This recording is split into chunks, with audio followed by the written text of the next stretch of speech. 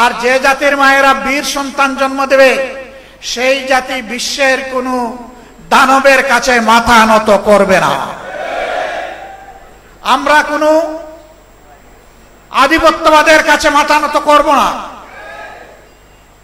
অনেকে আমাদেরকে পার্টি নন গ্রাটা, মানে তাদের দেশে এই পার্টিকে তারা বরণ করবে না বলে ঘোষণা দিয়েছে। আমরা এগুলা কেয়ার করি না। এই হারা যাবে না, জিততে হবে ইনশাআল্লাহ। অশুভ শক্তির বিরুদ্ধে বুক টান করে লড়েই জিতবো ইনশাআল্লাহ। আমরা এমন এক সময় আপনাদের সামনে হাজির হয়েছি যেই সময়টা বাংলাদেশের জাতীয় জীবনে অতি গুরুত্বপূর্ণ। 2024 সালের এই দিনটা বিশেষ করে আমাদের সংগঠনের জন্য ছিল খুবই স্পর্শকাতর। তৎকালীন ফ্যাসিস্ট সরকার এই দিনেই অবৈধ অন্যায়ভাবে আমাদেরকে নিষিদ্ধ ঘোষণা করার কথা ছিল।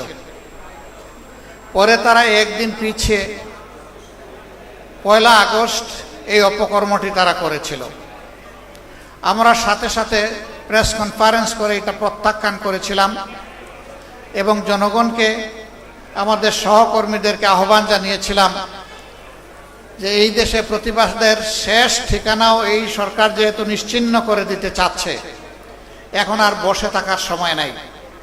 এখন সবাইকে ঝাঁপিয়ে পড়তে হবে, আন্দোলনকারী জনতার সাথে মিশে যেতে হবে। আলহামদুলিল্লাহ, মাত্র 3 দিনের ব্যবধানে সরকার মাথা নত করে এই দেশ থেকে পালিয়ে যেতে বাধ্য হয়েছে। তারা আমাদেরকে নিষিদ্ধ করেছিল 1 আগস্ট, আর দুপুরে রান্না ভাত ফেলে তারা চলে গেছে 5 আগস্ট। আল্লাহ তাআলা তাদের কিসমতে ওটা রাখেন নাই। তারা ধারণা করেছিল অতীতের মতো 15.5 বছর যেভাবে মানুষের উপর অত্যাচার নির্যাতন করেছে, এই যাত্রায় তারা ফ্যাসিবাদী কায়দায় সেই আন্দোলন দমন করে দেবে।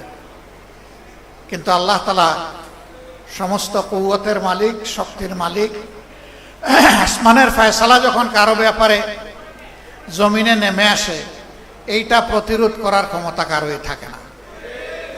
সেদিন মানুষ মুখে মুখে বলতে শুরু করলো, আল্লাহ তাআলা একদল আবাবিল পাঠিয়েছিলেন। আবাবিলের কঙ্করের কাছে হস্তি বাহিনী অসহায় ছিল আব্রাহার। সেই হস্তি বাহিনী টিকে নাই, টুকরা টুকরা হয়ে গিয়েছিল। ঠিক 5 আগস্টের অবস্থাটা এমনই হয়েছিল। একদিকে সশস্ত্র সরকারি বাহিনীকে নামিয়ে দেওয়া হয়েছিল, তার সাথে সরকারি সন্ত্রাসী গুন্ডারাও হাতে অস্ত্র নিয়ে রাস্তায় নেমেছিল। আর আরেকদিকে নিরস্ত্র কিছু মানুষ বুকে ঈমান আর মুখে দেশপ্রেমের স্লোগান নিয়ে তারা নেমেছিল। এই ঈমান এবং স্লোগানকেই আল্লাহ বিজয়ী করেছে।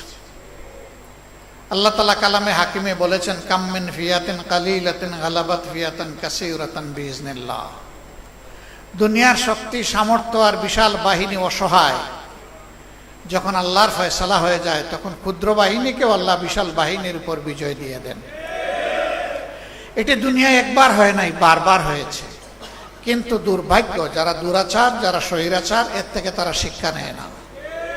এটা তাদের কপালে জুটে না। এই আন্দোলনে সবচেয়ে বেশি কুরবানি দিয়েছে শ্রমিক সমাজ। যে 1400 শহীদ হয়েছে বলে জাতিসংঘ বলেছে, তার মধ্যে যদি পেশা বিবেচনা হিসাব করা যায়, শ্রমিকদের সংখ্যা সবচেয়ে বেশি। তারপরে হচ্ছে ছাত্রদের সংখ্যা, এরপরে সাধারণ জনগণের সংখ্যা। সুতরাং যুগে যুগে শ্রমিকরা অন্যায় অসত্যের বিরুদ্ধে রক্ত দিয়েছে, জীবন দিয়েছে। 24-এও তারা একই কাজ করেছে। এই শ্রমিকরা, তারা তো কোটার জন্য আন্দোলন করে নাই, তারা করেছিল বৈষম্যের বিরুদ্ধে আন্দোলন। তারা চেয়েছিল সম্মানজনকভাবে দুমুঠো ভাতকে সম্মানের সাথে পরিবার পরিজন নিয়ে বেঁচে থাকার গ্যারান্টি। কিন্তু এখন আমরা কি দেখছি? এই যে একটু আগে বিশেষ অতিথি বলে গেলেন, জাতীয় সংসদে বিরোধী দলীয় হুইপ জনাব রফিকুল ইসলাম খান সাহেব, যে এই বিভাগের মন্ত্রণালয়ের যিনি দায়িত্বে, তিনি গদিতে বসেই বলে দিলেন, যদি সমঝোতার ভিত্তিতে কিছু নেওয়া হয় তাইলে এটাকে চাঁদা বলা যাবে না। ওনার এলাকায় চাঁদা বন্ধ হয়েছে, আমি জানি না একেবারে তৃণমূলের সব কিছুতে চাঁদা বন্ধ হয়েছে কিনা। চাঁদা বন্ধ করবে না বলে ইতিমধ্যে তারা ঘোষণা দিয়েছে। তাদেরই একজন হুইপ তিনি বলেছেন যে কোনো দেশ থেকে যে কেউ আসলেও এই দেশে চাঁদাবাজি বন্ধ হবে না। তবে তারেক রহমানের সরকার চেষ্টা করতেছেন এটাকে কিছু নিচে নামাইয়া আনার, মানে এইটার মাধ্যমেও দ্বিতীয় দফা চাঁদাবাজিকে জাতীয় সনদ বা স্বীকৃতি দেওয়া হলো। 1 কোটি 1.5 কোটি মানুষকে তারা চাকরি দিবেন, তাই না? তো অনেকে বলে যে চাকরি তো দিয়েই দিয়েছেন, আর দেওয়া লাগবে কেন? টেম্পু স্ট্যান্ডের চাকরি কি চাকরি এটা বুঝেন তো আপনারা? চাকরি তো হয়ে গেছে। এই চাকরি তো আমাদের জনগণ চায় না, এই চাকরিকে এই দেশের জনগণ ঘৃণা করে। গতকালকে এই ধরনের একটি সমাবেশ ছিল শহীদ এবং আহত জুলাই যোদ্ধাদের নিয়ে। আমি সেখানে বলেছিলাম মাথা থেকে পায়ের পাতা পর্যন্ত ঘুণ পুকে ধরেছে এবং সরিষার মধ্যে ভূত আছে, অতএব ভূত তাড়াতে পারবে না এই সরকার। ধন্যবাদ জানাই তাদের দলীয় একজন সিনিয়র নেতা কালকে বলেছেন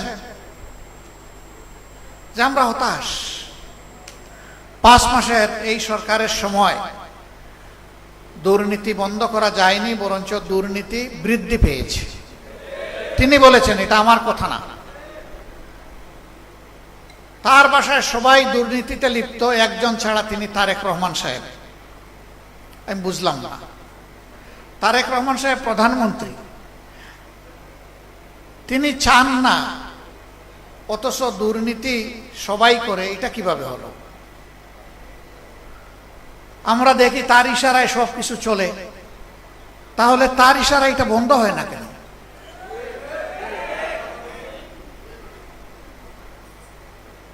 আল্লাহ ভালো জানেন মাথা থেকে পায়ের পাতা পর্যন্ত একই, সবকিছু একই কিনা আল্লাহ ভালো জানেন। আমরা দেখতে পাচ্ছি একই। ব্যর্থতার দায় যখন স্বীকার করলেন, তখন কি এই সরকারের আর ক্ষমতায় থাকার কোনো নৈতিকতা থাকে? নৈতিক দিক থেকে সরকার তার অধিকার হারিয়েছে দেশকে পরিচালনা করা। তিনি তো প্রেসের সামনে খোলামেলা বলেছেন, তো এটা তো গোপন কোনো কথা না। এটি হচ্ছে এই সরকারের আমলের বাস্তব চিত্র। ফেডারেশনের 12 দফা দাবি আমি দেখলাম এক এক করে, এবং এইখানে তার কিছু ফেস্টুনও টানানো আছে। এই দাবিগুলা করতে হবে কেন? এটাই তো হওয়া উচিত সমাজে। করতে হচ্ছে এই কারণে যে সমাজে ন্যায্য অধিকারটা প্রতিষ্ঠিত হয়তো নাই, বরঞ্চ অধিকার নিয়ে কাড়াকাড়ি হচ্ছে। চাঁদাবাজদের হাতে যেখানে সেখানে পরিবহন শ্রমিকরা তারা নাজেহাল হচ্ছেন। চাঁদা দিতে অস্বীকার করলেই তাদের উপর বিপদ নেমে আসছে, তাদেরকে মারধর করা হচ্ছে, আহত করা হচ্ছে, গাড়ি ভেঙে দেওয়া হচ্ছে। কারা করছে? সরকারি দলের লোকেরা করছে, এটা পরিষ্কার। আমরা আপনাদের দাবির সাথে সম্পূর্ণ একমত, এবং আমরা পরিষ্কারভাবে বলতে চাই এই বাংলাদেশ থেকে ইনশাআল্লাহ ভূত তাড়ানো হবে। রক্ত তো সবাই মিলেই দিয়েছি। আমরা জুলাইয়ের এই অর্জনকে নিজেদের দলীয় অর্জন হিসাবে কখনো দাবি করি না এবং করব না। এই অর্জন 18 কোটি মানুষের অর্জন। আমি সকলকে অনুরোধ করব, এককভাবে কেউ যেন এর কৃতিত্ব দাবি না করেন। ব্যক্তি হোক, দল হোক, গোষ্ঠী হোক, এইটা কারো একার নয়। 10 মাসের যে সন্তানকে মা কুলে নিয়ে রাস্তায় নেমে এসেছিলেন, ওই সন্তানের দাবি কি ছিল? ওই সন্তানের দাবি তার মায়ের মুখ দিয়ে বের হয়ে এসেছিল যে আমার সন্তান আগামীতে একটা বৈষম্যহীন বাংলাদেশ দেখতে চায়। অতএব এটা কোনো গোষ্ঠীর আন্দোলন ছিল না, 18 কোটি মানুষের আন্দোলন ছিল। অনেকে বলেছেন আমাদের দলের এতজন শহীদ হয়েছে। আমরা বলি যে শহীদরা কোনো দলীয় সম্পত্তি নয়, শহীদরা জাতির সম্পদ।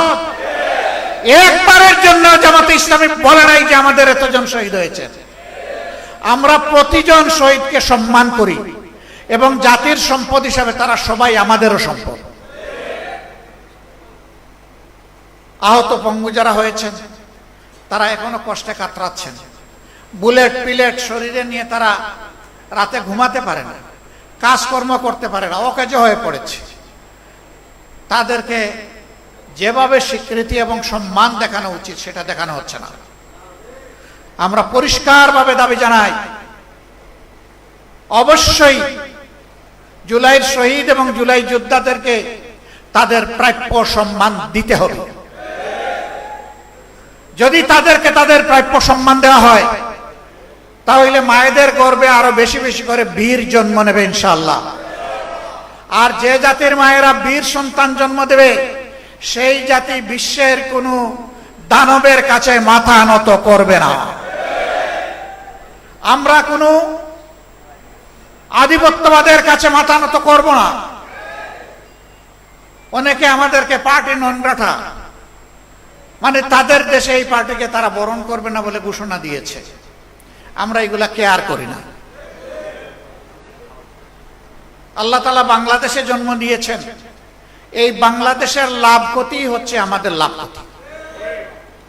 এই বাংলাদেশ নিয়েই বাঁচতে চাই, এই বাংলাদেশের জনগণের জন্য লড়াই করতে চাই, এই বাংলাদেশের জনগণের হাতে হাতে তাদের অধিকার তুলে দিতে চাই। এর আগ পর্যন্ত আমরা থামবো না ইনশাআল্লাহ। সম্মানিত ভাইয়েরা, আপনারা সব জায়গায় রুখে দাঁড়ান। আপনি রুখে দাঁড়াইলেই আপনি বাংলাদেশ, আপনি মাথা নত করলেই একদম সর্বনাশ। এই হারা যাবে না, জিততে হবে ইনশাআল্লাহ। অশুভ শক্তির বিরুদ্ধে বুক টান করে লড়েই জিতবো ইনশাআল্লাহ। এবং এদেশের মানুষের অধিকার আমরা ছিনিয়ে আনবো। ধানাই পানাই করা হচ্ছে গণভোটের রায় নিয়ে, আমাদের স্পষ্ট কথা, এই রায় মানতে হবে। 70% জনগণ রায় দিয়েছে। যদি গণতন্ত্রে বিশ্বাস করেন এবং নিজেদেরকে গণতন্ত্রের দল এবং সরকার মনে করেন তাহলে 70% মানুষের রায় অবশ্যই মানতে হবে। এই রায় অস্বীকার করার মানে হচ্ছে জনগণকে অপমান করা। জনগণের অপমান আমরা বরদাস্ত করব না। আমরা কথা দিয়েছি লড়ে যাব ইনশাআল্লাহ। আমরা কথা দিয়েছি বিজয়ী হব আল্লাহর সাহায্যে বিইজনিল্লাহ। আল্লাহ সবসময় ন্যায় এবং হকের পক্ষে থাকেন, মজলুমের পক্ষে থাকেন। আমরা আগেও মজলুম ছিলাম, এখনো মজলুম, আপনারা বুঝতে পারছেন। আমাদের বিরুদ্ধে হাজার ষড়যন্ত্র হচ্ছে। মহান আল্লাহ আমাদের জন্য যথেষ্ট। হাসবুনাল্লাহু নি'মাল ওয়াকিল, নি'মাল মাওলা ওয়া নি'মান নাসির। আমরা আল্লাহর পর চূড়ান্ত ভরসা রাখি, আল্লাহর সাহায্য চাই এবং আল্লাহর জন্য মরতেও চাই, জীবন দিতে চাই। আল্লাহর হুকুমে এই মানবতার জন্য আমরা জীবন দিতে চাই। এই জীবন দেওয়াকে গৌরবের মনে করব যদি মানুষের অধিকারের জন্য লড়াই করে আল্লাহ তাআলা আমাদেরকে কবুল করে। সম্মানিত ভাইয়েরা, আপনারা আজকে চলে যাবেন, কিন্তু একটা শপথ নিয়ে যান যে জীবনে নিজে কোনো অন্যায় করবেন না আর কোনো অন্যায়কে প্রশ্রয় দেবেন না। যদি এই শপথ নিতে পারেন তাহলে আল্লাহর ওই কালাম, এই কালামের কেরামতি দেখবেন ইনশাআল্লাহ। কাম মিন ফিয়াতিন কালিলাতিন গালাবাত ফিয়াতান কাসীরাতান বিইজনিল্লাহ। এখন যারা দেশ শাসন করছেন, 8 তারিখ যখন আমাদের উপদেষ্টা মহোদয়ারা যখন শপথ নেন, আমার পাশের চেয়ারে বসা ছিলেন একজন গুরুত্বপূর্ণ নেতা। তিনি আমাকে জিজ্ঞেস করতেছেন, এটা কি দেখলাম? আমি বললাম, আপনিই বলেন। তিনি বললেন, এইটাই মিরাকল, এইটাই আল্লাহর কুদরত। আমি বললাম যে এখানে আমাদের কারো কি কোনো বড় অবদান আছে? তিনি বললেন, না, সমস্ত অবদান আল্লাহ তাআলার। তো সেই তখন বললেন, তো এখন এটা ভুলে যাচ্ছেন কেন? এখন সিন্নির বাঘ পাটোয়ারা নিয়ে ঝাপটা ঝাপটি করেন কেন? সেই আল্লাহকে ভয় করুন, যে আল্লাহ মহা বিপদ থেকে এই জাতিকে রক্ষা করেছেন। হঠকারিতা করে জাতির কপালে এইরকম মহা বিপদ ডেকে আনবেন না, তাহলে ইতিহাসের রাস্তা করে নিক্ষিপ্ত হবেন। পরিশুদ্ধ হন, সৎ পথে চলুন, দুর্নীতিকে কঠোর হস্তে দমন করুন, চাঁদাবাজি নির্মূল করুন। কথা দিচ্ছি আমরা 18 কোটি মানুষ আপনাদেরকে সাহায্য করব। কিন্তু জনগণের আকাঙ্ক্ষার বিপরীতে চললে এদেশের জনগণ এবং আমরা কাউকে ছেড়ে দিয়ে কথা বলবো না। আল্লাহ রাব্বুল আলামিন আমাদেরকে সেই শক্তি দান করুন। বাংলাদেশ ইনশাআল্লাহ মুক্ত হবে, তবে হয়তো তার জন্য আরো বড় কোনো ত্যাগ স্বীকার করতে হবে। আমি সবাইকে সেই ত্যাগ স্বীকারের জন্য প্রস্তুত থাকার আহ্বান জানিয়ে আমার কথা এখানেই শেষ করছি। আল্লাহ হাফেজ। বাংলাদেশ জিন্দাবাদ।